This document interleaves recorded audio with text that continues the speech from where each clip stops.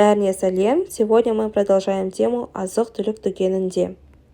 Обычно продавцы встречают вас словами «келіңіз, не алайын деп едіңіз». «Келіңіз, проходите, не алайын деп едіңіз», что вы хотите купить. Чтобы сказать на казахском «я хотела бы» или «я хотел бы», мы используем конструкцию айын и ен деп едім. Например, нан алайын деп едім. Хотела бы купить хлеб. Нан, хлеб, алайын деп едім. Хотела бы купить или хочу купить. Здесь вы можете поменять только название продукта, а дальше сказать алайын деп едім, то есть хотела бы купить.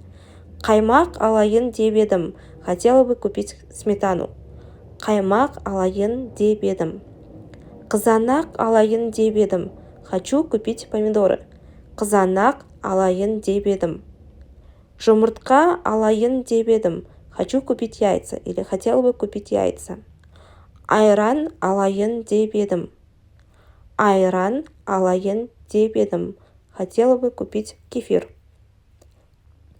Қандай. Вопрос «қандай» переводится как «какой», «какая». Қандай қаймақ керек? Какая сметана нужна? Қандай қаймақ керек?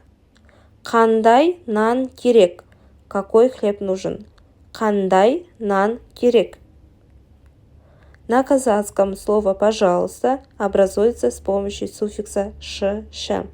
Например, қара нан беріңізші. Қара черный, нан хлеб, беріңізші, дайте, пожалуйста. То есть получилось «дайте, пожалуйста, черный хлеб». Қара нан беріңізші. Қаймақ беріңізші. Дайте, пожалуйста, сметану. Қаймақ беріңізші. Айран беріңізші. Дайте, пожалуйста, кефир. 25% қаймақ беріңізші. Дайте, пожалуйста, 25% сметану. Теперь, чтобы спросить, есть ли какой-то продукт, вы используете конструкцию бар-ма. Қаймақ бар ма? Есть ли сметана? Сүт бар ма? Есть ли молоко?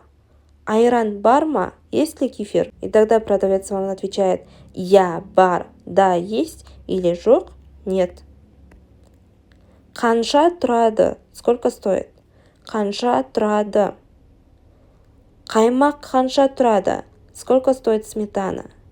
Сүт қанша тұрады? Сколько стоит молоко?